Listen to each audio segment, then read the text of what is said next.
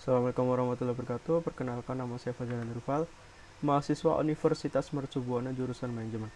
Di sini saya akan menjelaskan tentang jenis, penyebab, dampak, dan area potensi korupsi. Slide pertama, pendahuluan. Secara umum, pengertian korupsi adalah semua tindakan tidak jujur yang memanfaatkan jabatan atau kuasa untuk mendapatkan keuntungan bagi pribadi ataupun orang lain.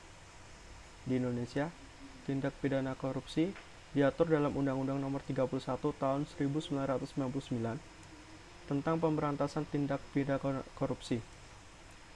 Berdasarkan undang-undang tersebut, korupsi adalah setiap orang yang secara melawan hukum melakukan perbuatan memperkaya diri sendiri, orang lain, atau suatu korporasi yang dapat merugikan keuangan negara dan perekonomian negara. Selanjutnya, jenis-jenis korupsi. Pertama, penyuapan atau bribery.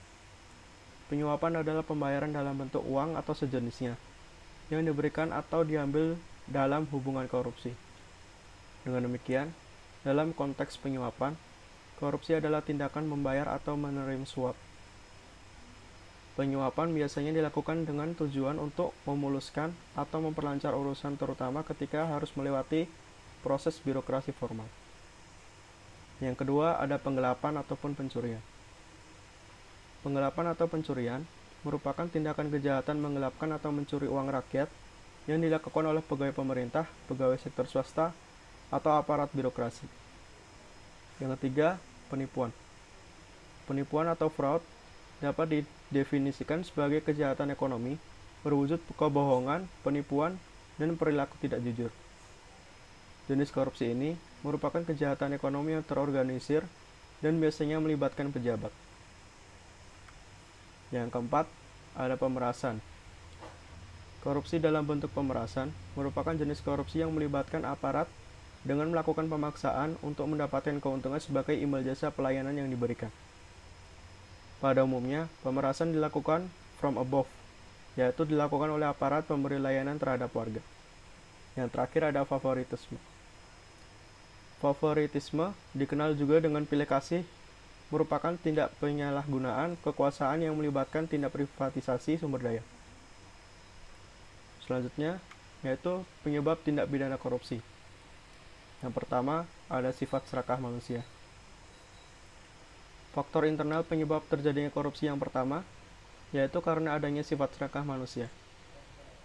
Setiap manusia memiliki sikap serakah, selalu merasa tidak berkecukupan, dan memiliki hasrat besar untuk memiliki segalanya. Jika tidak dapat mengendalikan diri, maka korupsi akan menjadi di diri sendiri. Yang kedua, yaitu gaya hidup yang konsumtif. Demi diterima dalam lingkungan sosial, banyak orang memilih untuk melakukan gaya hidup yang konsumtif. Hal ini bisa menyebabkan terjadinya korupsi secara disadari. Perilaku konsumtif adalah perilaku yang suka membeli barang-barang tidak penting dengan harga yang mahal maupun ekonomis. Perilaku ini dilakukan untuk memenuhi semua keinginan yang sementara. Yang ketiga, ada dorongan keluarga.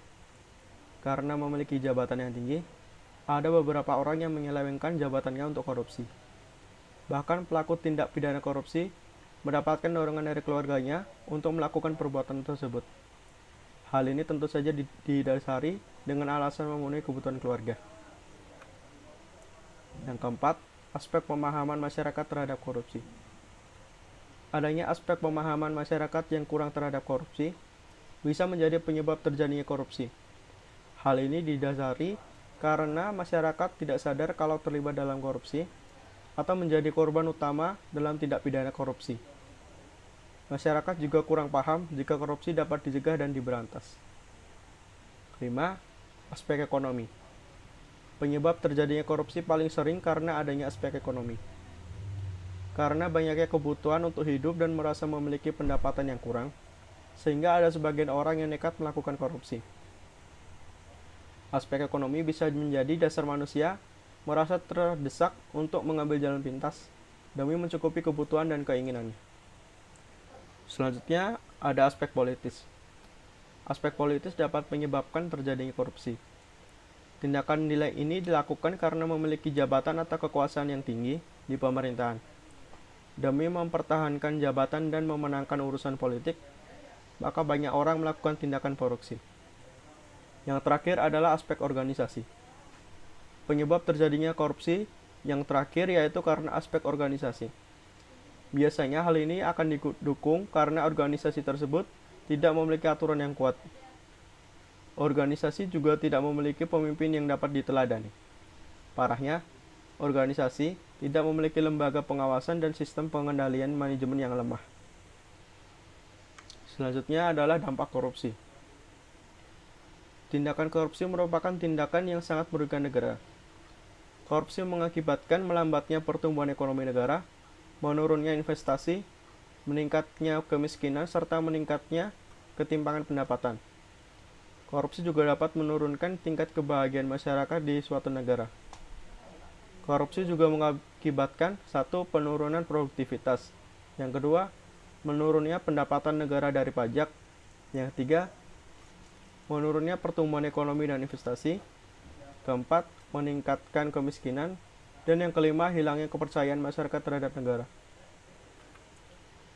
Selanjutnya adalah area potensi korupsi. Berikut adalah 10 area rawan korupsi menurut Ketua KPK.